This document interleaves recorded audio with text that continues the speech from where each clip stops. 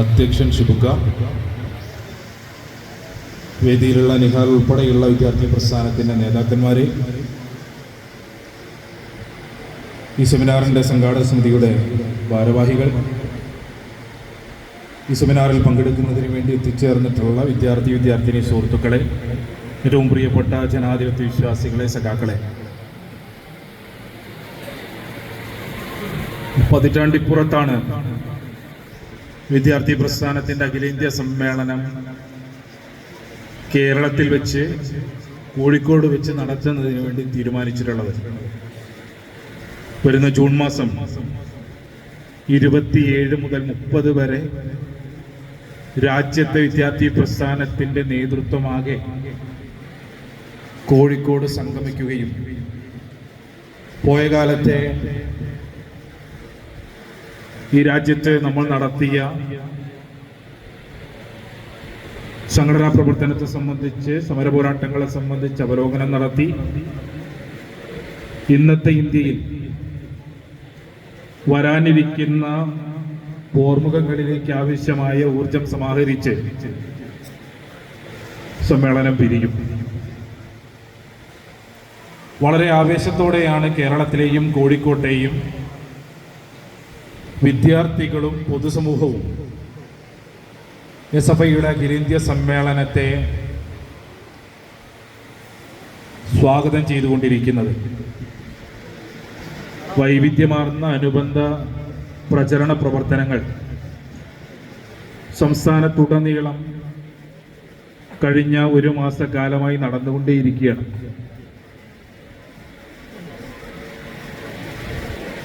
ഇന്നിപ്പോ കോഴിക്കോട് ജില്ലയിൽ സമ്മേളനവുമായി ബന്ധപ്പെട്ട് 9ാമത്തെ സെമിനാറാണ് നമ്മൾ സംഘടിപ്പിക്കുന്നത്. ഈ സമ്മേളന കാലത്ത് ഈ രാജ്യത്തെ വിദ്യാർത്ഥികളോട് സംവദിക്കാൻ വിദ്യാർത്ഥി പ്രസ്ഥാനം ആഗ്രഹിക്കുന്ന വൈവിധ്യമാർന്ന വിഷയങ്ങൾ സെമിനാറുകളുടെ, സംവാദങ്ങളുടെ, ചർച്ചകളുടെ ഒക്കെ രൂപത്തിൽ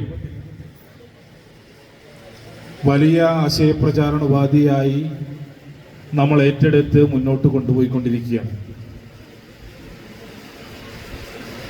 ഇന്ന് പയ്യോളിയിൽ സംഘടിപ്പിക്കപ്പെട്ട സെമിനാറിന് ആസ്പദമായ വിഷയം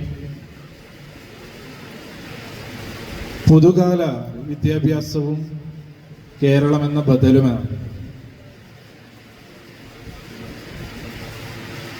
പുതിയ കാലത്തെ വിദ്യാഭ്യാസ കാഴ്ചപ്പാടിനെന്നല്ല,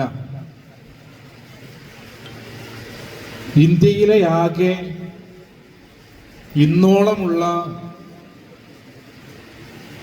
വിദ്യാഭ്യാസ സ്വപ്നങ്ങൾക്ക് ബദൽ തീർത്തുകൊണ്ട് കേരളം മുന്നോട്ട് പോയിക്കൊണ്ടിരിക്കുകയാണ്.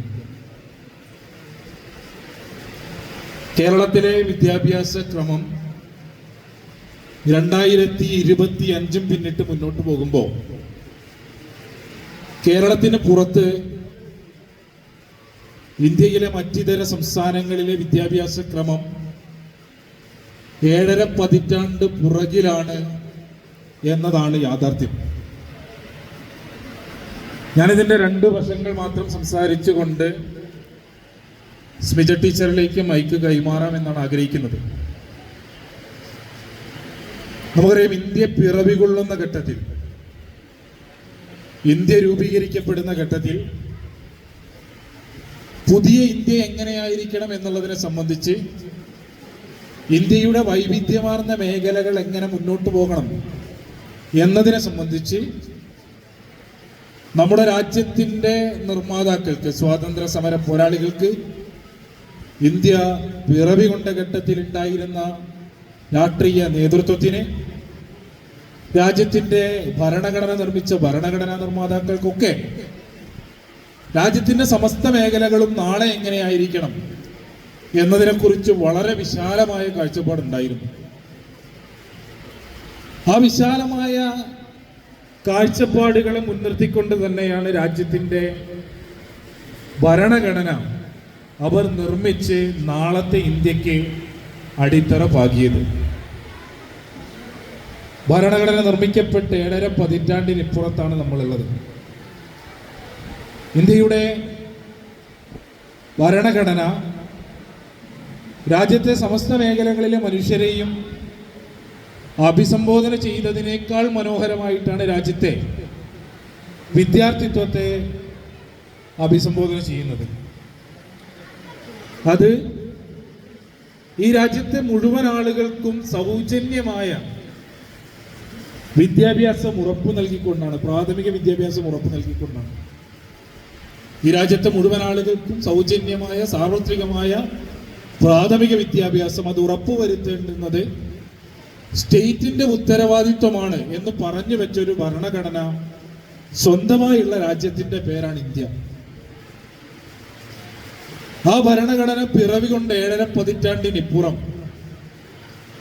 എങ്ങനെയാണ് കേരളം ബദലായി ഉയർന്നു നിൽക്കുന്നത് എന്ന് ചോദിച്ചാൽ നമുക്ക് പരിചിതമല്ലാത്തൊരു കാര്യമാണ് 6 വയസ്സ് പൂർത്തിയായി 1-ാം ക്ലാസ്സിൽ ചേരാത്തൊരു കുട്ടി എന്നുള്ളത്. നമ്മുടെ ആരുടെയും അറിവിൽ, പരിചയത്തിൽ, ഓർമ്മയിൽ 6 വയസ്സ് പൂർത്തിയായി 1-ാം ക്ലാസ്സിൽ എത്താത്തൊരു കുട്ടി നമ്മുടെ നാട്ടിൽ ഉണ്ടാകില്ല. കാസർഗോഡ് മുതൽ തിരുവനന്തപുരം വരെ ഇഴകീറിയെടുത്ത് പരിശോധിച്ചാലും സ്കൂളിലെത്താത്ത ഒരു കുട്ടിയെ കേരളത്തിൽ നമുക്ക് കാണാൻ വേണ്ടി കഴിയില്ല. എന്നാൽ അത് കേരളത്തിൽ മാത്രമാകുകയാണ്. കേരളത്തിന് പുറത്ത് മറ്റേതു സംസ്ഥാനത്ത് ചെന്നാലും സ്കൂളിലെത്താത്ത വലിയ ശതമാനം കുട്ടികളെ ഇന്നും മുഴുവൻ ആളുകളും സ്കൂളിലെത്തുന്നത് സ്വപ്നം കണ്ട ഇന്ത്യൻ ഭരണഘടന പിറവി കൊണ്ട് 7.5 പതിറ്റാണ്ടിനിപ്പുറവും കാണാൻ വേണ്ടി കഴിയും എന്നുള്ളതാണ് ഇന്ത്യൻ വിദ്യാഭ്യാസത്തിന്റെ യാഥാർത്ഥ്യം. ഈ രാജ്യത്ത് 1947 ശേഷം വിവിധ ഗവൺമെന്റുകൾ അധികാരത്തിലേറിയിട്ടുണ്ട്. വിവിധ രാഷ്ട്രീയ പാർട്ടികൾ ഇന്ത്യ ഭരിച്ചിട്ടുണ്ട്.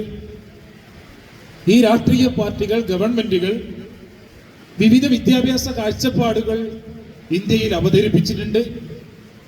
വൈവിധ്യമാർന്ന വിദ്യാഭ്യാസ നയങ്ങൾ ഇന്ത്യയിൽ അവതരിപ്പിക്കപ്പെട്ടിട്ടുണ്ട്.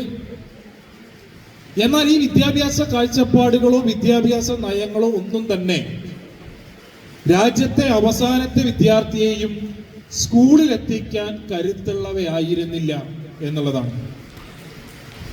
തൊട്ടു മുൻപത്തെ അക്കാദമിക് ഇയറിൽ SFIയുടെ മുൻ നേതാവും നിലവിൽ DYFIയുടെ അഖിലേന്ത്യാ പ്രസിഡന്റും രാജ്യസഭാ അംഗവുമായിട്ടുള്ള സഖാവ് A. റഹീം അദ്ദേഹം ഇന്ത്യൻ പാർലമെന്റിൽ ഉയർത്തിയ ചോദ്യത്തിന് മറുപടിയായി കേന്ദ്ര സർക്കാർ തന്നെ പുറത്തുവിട്ട കണക്കുപ്രകാരം ഇന്ത്യയിൽ 12.5 ലക്ഷം വരുന്ന കുട്ടികൾ പ്രാഥമിക വിദ്യാഭ്യാസം ലഭിക്കാതെ വിദ്യാഭ്യാസ ക്രമത്തിന്റെ പുറത്തുണ്ട് എന്നുള്ളതാണ്. അതായത് മുഴുവൻ ആളുകളും സ്കൂളിലെത്തുന്നത് സ്വപ്നം കണ്ട ഭരണഘടനയുള്ള ഒരു രാജ്യത്ത് ദശലക്ഷക്കണക്കിന് വരുന്ന കുട്ടികൾ സ്കൂളിലെത്താൻ കഴിയാതെ ഈ രാജ്യത്ത് അവശേഷിച്ചുകൊണ്ടിരിക്കുകയാണ്. എങ്ങനെയാണ് ഇതുപോലൊരു രാജ്യത്ത് കേരളത്തിന് ബദൽ തീർക്കാൻ കഴിഞ്ഞത്? മറ്റൊരു സംസ്ഥാനത്തിനും സാധ്യമാകാത്ത വിധം മുഴുവൻ കുട്ടികളെയും സ്കൂളിൽ എത്തിക്കാൻ എങ്ങനെ കേരളത്തിന് കഴിഞ്ഞു എന്ന ചോദ്യത്തിന് ഉത്തരവും ഈ നാടിന് മുൻപിൽ ശിരസുയർത്തി നിൽക്കുന്നുണ്ട്. അത് നമ്മുടെ പൊതുവിദ്യാഭ്യാസത്തിന്റെ കരുത്തുകൊണ്ടാണ്. കേരളത്തിൽ പോയ കാലത്ത് നടന്ന ഉജ്ജ്വലമായ പ്രക്ഷോഭങ്ങളുടെ, സമരങ്ങളുടെ ഉൽപ്പന്നമായി ഉയർന്നു വന്ന ഏറ്റവും മികച്ച പൊതുവിദ്യാഭ്യാസ അന്തരീക്ഷം, കേരളത്തിലെ അവസാനത്തെ വിദ്യാർത്ഥിയെയും ഉൾക്കൊള്ളാൻ കരുത്തുള്ള ഒരു പൊതുവിദ്യാഭ്യാസ സംവിധാനം കേരളത്തിൽ പടുത്തുയർത്തപ്പെട്ടു.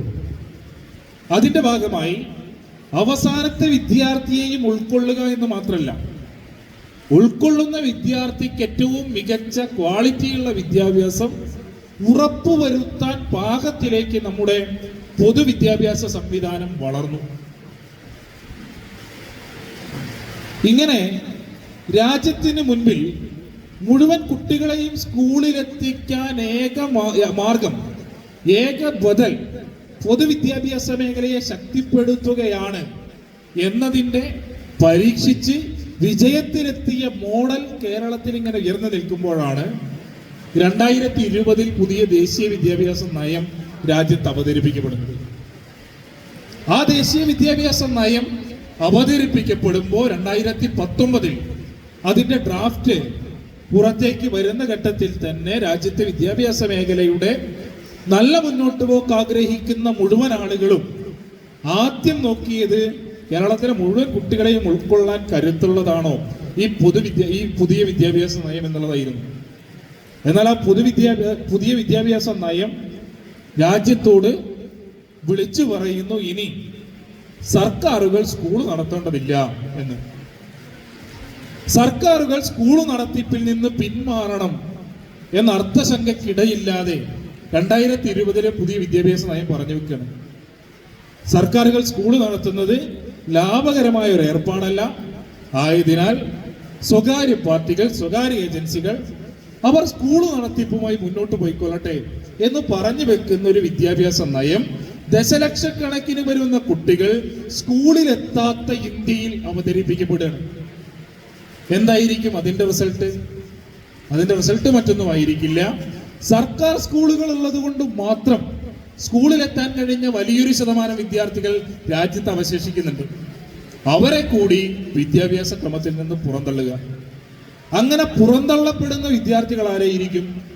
ഈ രാജ്യത്ത് ദരിദ്ര സാഹചര്യത്തിൽ ജീവിച്ചുകൊണ്ടിരിക്കുന്ന വിദ്യാർത്ഥികൾ, ഈ രാജ്യത്തെ തൊഴിലാളികളുടെ മക്കൾ, ഈ രാജ്യത്തെ കർഷകരുടെ മക്കൾ, ഈ രാജ്യത്തെ കർഷക തൊഴിലാളികളുടെ മക്കൾ, ചരിത്രപരമായ കാരണങ്ങളുടെ പുറത്ത് സാമൂഹികമായി അരികുവൽക്കരിക്കപ്പെട്ട ജനവിഭാഗങ്ങളുടെ വിദ്യാർത്ഥികൾ, ഇങ്ങനെ വലിയൊരു ശതമാനം വരുന്ന വിദ്യാർത്ഥികളെ കൂടി വിദ്യാഭ്യാസ ക്രമത്തിൽ നിന്ന് പുറന്തള്ളാൻ ആഹ്വാനം ചെയ്യുന്ന ഒരു വിദ്യാഭ്യാസ നയം 2020 രാജ്യത്ത് അവതരിപ്പിക്കപ്പെടുകയാണ്. അങ്ങനെ വീണ്ടും ആവർത്തിച്ച് ഇപ്പൊ നമ്മൾ കരുതട്ടോ, അങ്ങനെ ഒരു വിദ്യാഭ്യാസ നയം വന്നാൽ ഈ രാജ്യത്തെ സ്കൂളുകളൊക്കെ അടച്ചുപൂട്ടപ്പെടുന്ന നിലയുണ്ടാകുമെന്നുള്ളത്. 2020 വിദ്യാഭ്യാസ നയം വന്ന് 2025 എത്തുമ്പോഴേക്കും ഇന്ത്യയിൽ 20,000-ന് മുകളിൽ സ്കൂളുകൾ അടച്ചുപൂട്ടപ്പെട്ട് കഴിഞ്ഞു എന്ന കണക്കുകൾ പുറത്തു വന്നു കഴിഞ്ഞു. അപ്പൊ ഈ നിലയിൽ വലിയൊരു ശതമാനം വരുന്ന വിദ്യാർത്ഥികളെ പുറന്തള്ളുന്നതിന് വേണ്ടി ആഹ്വാനം ചെയ്യുന്ന ഒരു യൂണിയൻ ഗവൺമെന്റും ആ യൂണിയൻ ഗവൺമെന്റിന്റെ വിദ്യാഭ്യാസ കാഴ്ചപ്പാടും ഒരു വശത്ത് ഇന്ത്യയിൽ അവതരിപ്പിച്ച് മുന്നോട്ട് പോയിക്കൊണ്ടേയിരിക്കുന്നു. എക്സ്ക്ലൂഷൻ എന്ന RSS സംഘപരിവാർ അവർ ഈ രാജ്യത്തിന്റെ വൈവിധ്യമാർന്ന മേഖലകളിൽ ഇടപെട്ട ഘട്ടങ്ങളിലൊക്കെ, ഈ രാജ്യത്ത് അവർ വൈവിധ്യമാർന്ന നിലപാടുകൾ രൂപീകരിച്ച ഘട്ടങ്ങളിൽ, വൈവിധ്യമാർന്ന നയങ്ങൾ രൂപപ്പെടുത്തിയ ഘട്ടങ്ങളിൽ, വൈവിധ്യമാർന്ന നിയമങ്ങൾ നിർമ്മിച്ച ഘട്ടങ്ങളിലൊക്കെ മുഴച്ചു നിന്ന പുറന്തള്ളൽ എന്ന പ്രത്യയശാസ്ത്രം വിദ്യാഭ്യാസ മേഖലയിലും അവതരിപ്പിച്ചതിന്റെ അനുഭവം 2020 ദേശീയ വിദ്യാഭ്യാസ നയം പറഞ്ഞു വെക്കുന്നുണ്ട്. അങ്ങനെ ഒരു വിദ്യാഭ്യാസ നയം അവതരിപ്പിച്ച് ലക്ഷക്കണക്കിന് വരുന്ന കുട്ടികളെ വിദ്യാഭ്യാസ ക്രമത്തിന്റെ പുറത്തു നിർത്തുമ്പോൾ കേരളം മുഴുവൻ വിദ്യാർത്ഥികളെ, ഈ നാട്ടിലെ അവസാനത്തെ വിദ്യാർത്ഥിയും പഠിക്കുന്നുണ്ട്. പഠിക്കുക എന്നുള്ളത് മാത്രമല്ല, അവർക്ക് ഏറ്റവും ക്വാളിറ്റിയുള്ള വിദ്യാഭ്യാസം ലഭ്യമാകുന്നുണ്ട് എന്നുറപ്പുവരുത്തി മുന്നോട്ട് പോകുന്നിടത്താണ് ലോകത്തിന് മുൻപിലേക്ക് മാതൃകയായി, ബദലായി കേരളം ഉയർന്നു നിൽക്കുന്നത്. ഏറ്റവും ഒടുവിൽ ഈ അധ്യയന വർഷത്തിന്റെ കഴിഞ്ഞ അധ്യയന വർഷത്തിന്റെ അവസാന ഘട്ടമെത്തുമ്പോൾ പൊതുവിദ്യാഭ്യാസ വകുപ്പ് കൂടുതൽ ജാഗ്രതയോടുകൂടി കേരളത്തിന് മുൻപിലേക്ക് വെച്ച വിവിധ കാഴ്ചപ്പാടുകളിൽ ഏറ്റവും പ്രാധാന്യമുള്ള കാഴ്ചപ്പാടുകളിൽ ഒന്ന് ഇതായിരുന്നു. കേരളത്തിലെ മുഴുവൻ കുട്ടികളും പഠിക്കുക എന്നുള്ളിടത്ത് അവസാനിക്കുന്നില്ല നമ്മുടെ ഉത്തരവാദിത്വം എന്നതായിരുന്നു. കേരളത്തിൽ നമുക്കറിയാം, ഇതര സംസ്ഥാനങ്ങളിൽ നിന്ന് കേരളത്തിലേക്ക് എത്തി ഇവിടെ ജോലി ചെയ്തുകൊണ്ടിരിക്കുന്ന ലക്ഷക്കണക്കിന്, നൂറുകണക്കിന്, ആയിരക്കണക്കിന്, പതിനായിരക്കണക്കിന് വരുന്ന തൊഴിലാളികൾ കേരളത്തിലുണ്ട്. അതിൽ വലിയൊരു ശതമാനം തൊഴിലാളികളും, ഇതര സംസ്ഥാന തൊഴിലാളികളും തങ്ങളുടെ കുടുംബത്തെ ഉൾപ്പെടെ കേരളത്തിലേക്ക് എത്തിച്ച് ഇവിടെ ജീവിച്ച് പണിയെടുക്കുന്നുണ്ട്. കേരളത്തിലെ വിദ്യാർത്ഥികൾ മാത്രമല്ല, ഇതര സംസ്ഥാനങ്ങളിൽ നിന്നും കേരളത്തിലെത്തിയ രക്ഷിതാക്കളുടെ മക്കൾ ഉൾപ്പെടെ, തൊഴിലാളികളുടെ മക്കൾ ഉൾപ്പെടെ സ്കൂളിലെത്തുന്നുണ്ട് എന്ന് ഉറപ്പുവരുത്തേണ്ടത് കേരളത്തിലെ ഗവൺമെന്റിന്റെ ഉത്തരവാദിത്വമാണ് എന്ന് പ്രഖ്യാപിച്ചുകൊണ്ട് പൊതുവിദ്യാഭ്യാസ വകുപ്പും കേരളത്തിലെ ഗവൺമെന്റും ഈ നാടിനകത്ത് ഇടപെടൽ നടത്തിക്കൊണ്ടിരിക്കുകയാണ്. ഒരിടത്ത് പുറന്തള്ളുന്നതിന് വേണ്ടിയുള്ള ആവർത്തിച്ച ശ്രമങ്ങൾ ഉണ്ടാകുമ്പോൾ ഇവിടെ മുഴുവൻ ആളുകളെയും ഇവിടേക്ക് കടന്നു വന്നിട്ടുള്ള ഇതര സംസ്ഥാനങ്ങളിൽ നിന്നുള്ള വിദ്യാർത്ഥികളെ ഉൾപ്പെടെ ഉൾക്കൊള്ളുന്നതിന്റെ കാഴ്ചപ്പാട് കേരളം മുന്നോട്ട് വെക്കുന്നിടത്താണ് കേരളത്തിന്റെ വിദ്യാഭ്യാസ മേഖല ബദലായി ലോകത്തിന് മുൻപിലേക്ക് മാതൃകയായി അഭിമാനമായി ഉയർന്നു നിൽക്കുന്നത്. 2016 ഇടതുപക്ഷ ജനാധിപത്യ മുന്നണി കേരളത്തിൽ അധികാരത്തിലേക്ക് വരുന്നത്. 2016 മുൻപുണ്ടായിരുന്ന കാലഘട്ടം ഈ നാടിന്റെ വിദ്യാഭ്യാസ മേഖലയെ സംബന്ധിച്ച് നിരന്തര സമരങ്ങളുടെ കാലഘട്ടം. ഇപ്പൊ ചോദിക്കും, SFIയും ഇടതുപക്ഷ ജനാധിപത്യ മുന്നണി സർക്കാരും തമ്മിൽ എന്ത് ബന്ധം? SFIയും ഇടതുപക്ഷ ജനാധിപത്യ മുന്നണി സർക്കാരും തമ്മിൽ പ്രത്യേകിച്ച് വേറെ ബന്ധങ്ങളൊന്നുമില്ല. എന്നാൽ 2016 കേരളത്തിൽ അധികാരത്തിൽ വന്ന ഇടതുപക്ഷ ജനാധിപത്യ മുന്നണി സർക്കാരിനെ SFI കാണുന്നത് അതിന് മുൻപുണ്ടായിരുന്ന കാലഘട്ടത്തിൽ ഈ നാടിന്റെ പൊതുവിദ്യാഭ്യാസ മേഖലയാകെ തകർന്ന് തരിപ്പണമായി കിടന്നപ്പോ ഇവിടെ ഇരിക്കുന്ന വലിയൊരു ശതമാനം വിദ്യാർത്ഥികളെ സംബന്ധിച്ച് അന്നത്തെ കാലഘട്ടമേ ഓർമ്മ ഉണ്ടാകില്ല. 2016 മുമ്പ് കേരളത്തിൽ ഒരു പൊതുവിദ്യാഭ്യാസ സംവിധാനം ഉണ്ടായിരുന്നു. 2016 മുൻപും ഇപ്പോഴും എത്തി നിൽക്കും എന്താ കേരളത്തിലെ മാറ്റം എന്ന് ചോദിച്ചാൽ വിദ്യാർത്ഥി സംഘടനാ പ്രവർത്തനം നടത്തിക്കൊണ്ടിരിക്കുന്ന ഞങ്ങളാകെ പറയും 2016 മുൻപുണ്ടായിരുന്ന കേരളം എന്റെ മകൻ അല്ലെങ്കിൽ മകൾ സർക്കാർ സ്കൂളിലാണ് പഠിക്കുന്നത് എന്ന് പറയുന്നത് എന്തോ മോശപ്പെട്ട കാര്യമായി ചിന്തിച്ചിരുന്ന രക്ഷിതാക്കളുടെ നാടായിരുന്നു കേരളം. 2025 എത്തുമ്പോ എന്റെ കുട്ടി സർക്കാർ സ്കൂളിലാണ് പഠിക്കുന്നത് എന്ന അഭിമാനത്തോടെ പറയുന്ന രക്ഷിതാക്കളുടെ നാടായി കേരളം മാറി എന്നതാ കേരളത്തിന്റെ മാറ്റം. കാരണം എന്താ, 16 മുൻപ് ഈ ജൂൺ ജൂലൈ ഇപ്പൊ സ്കൂൾ തുറക്കാൻ വേണ്ടി പോകുക, ജൂൺ ജൂലൈ മാസത്തിൽ ഒരു ഉച്ചയാകുമ്പോഴേക്കും സ്കൂൾ വിടും. കാരണം ഉച്ചയ്ക്ക് ശേഷം മഴ പെയ്യും, ക്ലാസ് മുറിയിൽ വെള്ളം കെട്ടും, ക്ലാസ് മുറികളാകെ ചോർന്നൊലിക്കും, ഉച്ചയ്ക്ക് ശേഷം ക്ലാസ്സിൽ ഇരിക്കാൻ സാധ്യമല്ല, ഉച്ചയ്ക്ക് ശേഷം ക്ലാസ് വിടും. പഠിക്കാൻ പാഠപുസ്തകം ഉണ്ടായിരുന്നില്ല. 2 സാധ്യതയാണ് കേരളത്തിലെ വിദ്യാർത്ഥികൾക്ക് ഉണ്ടായിരുന്നു. ഒന്നുകിൽ വീട്ടിൽ ചേട്ടനോ ചേച്ചിയോ വേണം, അങ്ങനെയാണ് അവരുടെ പഴയ ടെക്സ്റ്റ് ബുക്കുകൾ ലഭ്യമാകുമായിരുന്നു. അല്ലെങ്കിൽ അന്ന് ഈ വിദ്യാഭ്യാസ വകുപ്പിനെതിരെ SFI കേരളത്തിൽ നടത്തിക്കൊണ്ടിരുന്ന സമരങ്ങളുടെ ഭാഗമായി ടെക്സ്റ്റ് ബുക്കുകൾ ഫോട്ടോസ്റ്റാറ്റ് എടുത്ത് കേരളത്തിലെ വിദ്യാർത്ഥികൾക്ക് വിതരണം ചെയ്തുകൊണ്ട് ഉള്ള സമരരൂപം കേരളത്തിൽ നടന്നുകൊണ്ടിരിക്കുക. ഒന്നുകിൽ ആ ഫോട്ടോസ്റ്റാറ്റ് കിട്ടണം, അല്ലെങ്കിൽ ചേട്ടനോ ചേച്ചിയോ ഉണ്ടാകണം. അങ്ങനെയാണെങ്കിൽ മാത്രം ടെക്സ്റ്റ് ബുക്ക് കിട്ടും, പഠിക്കാൻ വേണ്ടി കഴിയും എന്ന അവസ്ഥയിൽ കേരളത്തിലെ വിദ്യാർത്ഥികൾ ഉണ്ടായിരുന്നു.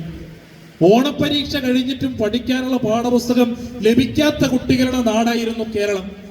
പൊതുവിദ്യാഭ്യാസ സ്ഥാപനങ്ങൾ ലാഭകരമല്ല എന്ന പേരിൽ കുട്ടികൾ അങ്ങോട്ടേക്ക് എത്തുന്നില്ല എന്ന പേരിൽ അടച്ചുപൂട്ടപ്പെട്ടുകൊണ്ടേയിരുന്ന നാടിന്റെ പേരായിരുന്നു കേരളം എന്നുള്ളത്. അവിടെ നിന്നുമാണ് കുട്ടികളില്ലാത്തതിന്റെ പേരിൽ അടച്ചുപൂട്ടപ്പെട്ട സ്കൂളുകളുള്ള നാട്ടിൽ നിന്നും ഇന്ന് 1ാം ക്ലാസ്സിൽ എന്റെ കുട്ടിക്ക് സർക്കാർ സ്കൂളിൽ അഡ്മിഷൻ കിട്ടുന്നതിന് വേണ്ടി ബഹുമാനപ്പെട്ട ഹൈക്കോടതിയിൽ ഹർജി ഫയൽ ചെയ്യുന്ന രക്ഷിതാക്കളുള്ള നാടായിട്ട് കേരളത്തിന്റെ പൊതുവിദ്യാഭ്യാസ സംവിധാനവും ഈ നാടും മാറി. അത് ചെറിയൊരു മാറ്റമല്ല. അപ്പൊ ഞാൻ പറഞ്ഞു വന്നത് 2016 ഇടതുപക്ഷ ജനാധിപത്യ മുന്നണി അധികാരത്തിലേക്ക് വന്നത് ഈ കേരളത്തിനകത്തെ വിദ്യാഭ്യാസ മേഖലയുമായി ബന്ധപ്പെട്ട് നമ്മൾ SFI നടത്തിയ ഐതിഹാസികമായ സമരങ്ങളുടെ ഉൽപ്പന്നമായി കൂടിയാണ് എന്നാണ് SFI കണ്ടുപോകുന്നത്. അതാണ് SFI ഇടതുപക്ഷ ജനാധിപത്യ മുന്നണി ഗവൺമെന്റും തമ്മിലുള്ള ബന്ധം. അന്ന് പൊതുവിദ്യാഭ്യാസ മേഖല എങ്ങനെ കരുത്തുറ്റതായി മാറണം എന്നതായിരുന്നു നമ്മുടെ സമരമുദ്രാവാക്യങ്ങളെങ്കിൽ ആ സമരമുദ്രാവാക്യങ്ങളെ കാണുന്നതിന് വേണ്ടിയും കേൾക്കുന്നതിന് വേണ്ടിയും ഉൾക്കൊള്ളുന്നതിന് വേണ്ടിയും ആ കാഴ്ചപ്പാട് വിദ്യാഭ്യാസ മേഖലക്കകത്തെ അവതരിപ്പിച്ച് നടപ്പാക്കുന്നതിന് വേണ്ടിയും ശ്രമിച്ച 9 വർഷക്കാരാണ് കേരളത്തിൽ കടന്നു പോകുന്നത്. 9 വർഷത്തിന് പുറന്താ ഏറ്റവും മികച്ച സ്കൂളുകൾ നമ്മുടെ നാടിന് ലഭ്യമാണ്. ഏറ്റവും മികച്ച ഇൻഫ്രാസ്ട്രക്ചർ നമ്മുടെ മുഴുവൻ പൊതുവിദ്യാലയങ്ങൾക്കകത്തും സാധ്യമായി കഴിഞ്ഞു. സ്മാർട്ട് ക്ലാസ് മുറികൾക്കകത്തിരുന്ന് നമ്മുടെ കുട്ടികൾ പഠിച്ചുകൊണ്ടിരിക്കുക. വെക്കേഷൻ അവസാനിക്കാറായി. വെക്കേഷന് അവസാനത്തെ പരീക്ഷയും കഴിഞ്ഞ് സ്കൂൾ വിട്ട് വീട്ടിലേക്ക് പോകുന്നതിന് മുൻപ് കുട്ടികളുടെ കയ്യിലേക്ക് തൊട്ടടുത്ത അക്കാദമിക് ഇയറിലേക്കുള്ള പാഠപുസ്തകങ്ങൾ കൊടുത്തിട്ടാണ് സ്കൂളുകളിൽ നിന്ന് വിട്ടത്. അത് കേരളത്തെ സംബന്ധിച്ച് പോയ കാലത്ത് കേരളത്തിന് അങ്ങനെ ഒരു അനുഭവം ഉണ്ടായിരുന്നില്ല. ഈ നിലയിൽ നമ്മുടെ വിദ്യാഭ്യാസ മേഖല മാറുകയാണ്. അവിടെ അവസാനിക്കുന്നുണ്ടോ? പാഠപുസ്തകങ്ങൾ എത്തിക്കുന്നിടത്തും ഇൻഫ്രാസ്ട്രക്ചർ വികസിപ്പിക്കുന്നിടത്തും അവസാനിക്കുന്നില്ല. ഈ കാലയളവ്, ഈ കഴിഞ്ഞ അക്കാദമിക് ഇയറിലാണ് വളരെ വിപുലമായിട്ടുള്ള പാഠ്യപദ്ധതി പരിഷ്കരണം കേരളത്തിൽ നടക്കുന്നത്. ലോകത്തിന് മാതൃകയാകുന്ന നിലയിലേക്ക് നമ്മുടെ ക്ലാസ് മുറികളിൽ വലിയ ചർച്ചകൾ പാഠ്യപദ്ധതി പരിഷ്കരണവുമായി ബന്ധപ്പെട്ട് നടക്കുകയാണ്. ഈ നാട്ടിലെ അവസാനത്തെ വിദ്യാർത്ഥിയുടെയും അഭിപ്രായം കേൾക്കുന്നതിന് വേണ്ടി വിദ്യാഭ്യാസ വകുപ്പ് ചെവിയോർത്തിരിക്കുകയാണ്, കാതോർത്തിരിക്കുകയാണ്. വിദ്യാർത്ഥികൾ പരസ്പരം ചർച്ച ചെയ്യാണ് ഞങ്ങൾ എന്ത് പഠിക്കണം എന്നുള്ളതിനെ സംബന്ധിച്ച്. നാളെ ഞങ്ങളുടെ ക്ലാസ് മുറിയിൽ ഞങ്ങൾ എന്ത് പഠിക്കണം, ഞങ്ങൾ എന്തറിയണം എന്നതിനെ കുറിച്ചുള്ള വിദ്യാർത്ഥികളുടെ കൂടി അഭിപ്രായം കേൾക്കുന്ന നിലയിലേക്ക് ഈ നാട്ടിലെ അവസാനത്തെ മനുഷ്യന്റെയും ഈ നാട്ടിലെ വിദ്യാഭ്യാസ മേഖലയുടെ നല്ല മുന്നോട്ട് പോക്ക് ആഗ്രഹിക്കുന്ന മുഴുവൻ മനുഷ്യരെയും കേട്ടുകൊണ്ട് ഒരു പാഠ്യപദ്ധതി പരിഷ്കരണം ഈ നാട് പൂർത്തീകരിച്ച് നിൽക്കുന്ന ഘട്ടമാണ്. ഈ കാലയളവിലാണ് സമൂഹത്തിനകത്ത് വൈവിധ്യമാർന്ന ഭീഷണികൾ, വൈവിധ്യമാർന്ന പ്രതിസന്ധികൾ വിദ്യാർത്ഥികൾ നേരിടാനിരിക്കുന്ന ഘട്ടത്തിൽ ആ ഭീഷണികളെ, പ്രതിസന്ധികളെ തരണം ചെയ്യുന്ന നിലയിലേക്ക് വിദ്യാർത്ഥികളെ പാകപ്പെടുത്തുന്നതിന് വേണ്ടി വിദ്യാഭ്യാസ വകുപ്പ് ഇറങ്ങി നിന്ന് പ്രവർത്തിക്കുന്നു. ഇപ്പോൾ ജൂണില് ആദ്യം ക്ലാസ് തുടങ്ങും. ആദ്യത്തെ ഒരാഴ്ചക്കാലം കുട്ടികൾ പാഠപുസ്തകങ്ങൾ പഠിക്കേണ്ടതില്ല എന്ന് തീരുമാനമെടുക്കുകയാണ്.